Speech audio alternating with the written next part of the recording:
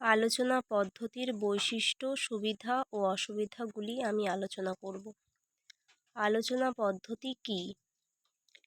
পাঠদানের যে পদ্ধতিতে শিক্ষক শিক্ষার্থীদের নিয়ে পারস্পরিক সহযোগিতায় কোনো বিশেষ সমস্যা বা বিষয় আলোচনা করেন তাকে আলোচনা পদ্ধতি বলে।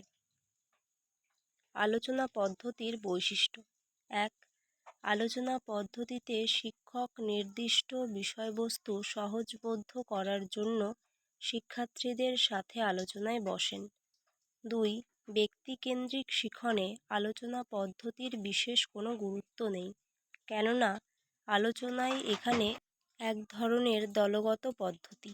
3. আলোচনা পদ্ধতিতে পাঠদান করতে হলে শিক্ষার্থীদেরকে একাধিক দলে বিভক্ত করতে হয়। প্রতি দলে একজন করে নেতা থাকবে। 4. আলোচনার বিষয়বস্তু পাঠ্য বিষয়ের অংশভিত্তিক হতে পারে অথবা সমস্যামূলক হতে পারে। 5. আলোচনার জন্য শিক্ষক ও শিক্ষার্থী উভয়েরই পূর্ব প্রস্তুতি প্রয়োজন। আলোচনা পদ্ধতির সুবিধা: 1. এই পদ্ধতির প্রধান সুবিধা হলো এখানে শিক্ষার্থীরা সক্রিয়ভাবে শিক্ষণে অংশগ্রহণের সুযোগ পায়। তারা নিজেরাই বিষয়বস্তুর আলোচনায় এগিয়ে যায়, ফলে শিক্ষণ অনেকাংশে শিক্ষার্থীর প্রচেষ্টার মাধ্যমে সম্পন্ন হয়। 2. আলোচনা পদ্ধতিতে শিক্ষার্থীরা স্বাধীনভাবে নিজেদের মতামত ব্যক্ত করার সুযোগ পায়। তাদের ব্যক্তিত্ব গড়ে ওঠে, আত্মনির্ভরতা সৃষ্টি হয়, তাদের আত্মবিশ্বাস বাড়ে, তাদের চিন্তন ক্ষমতারও বিকাশ ঘটে। 3.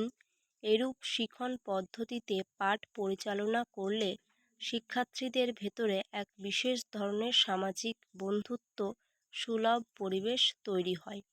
এইভাবে সৃষ্ট পরিবেশ একদিকে যেমন বিষয়কেন্দ্রিক শিক্ষণে সহায়তা করে, অন্যদিকে শিক্ষার্থীদের নানা রকমের সামাজিক গুণ বিকাশে সহায়তা করে। আলোচনা পদ্ধতির অসুবিধা: 1.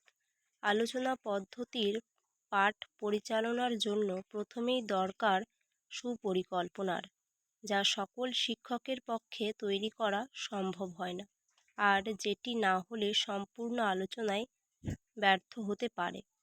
অপরিকল্পিত আলোচনায় শিক্ষার্থীদের মধ্যে অনভিপ্রেত অভ্যাস গড়ে ওঠার ঝুঁকি থাকে।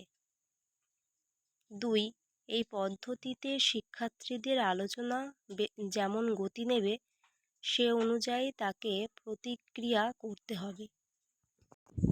তাই এখানে শিক্ষকের বিস্তৃত ক্ষেত্রে প্রস্তুতি থাকা জরুরি, কেননা তার পক্ষে পূর্ব নির্ধারিত পদ্ধতিতে সবসময় পাঠ পরিচালনা করা সম্ভব নয়।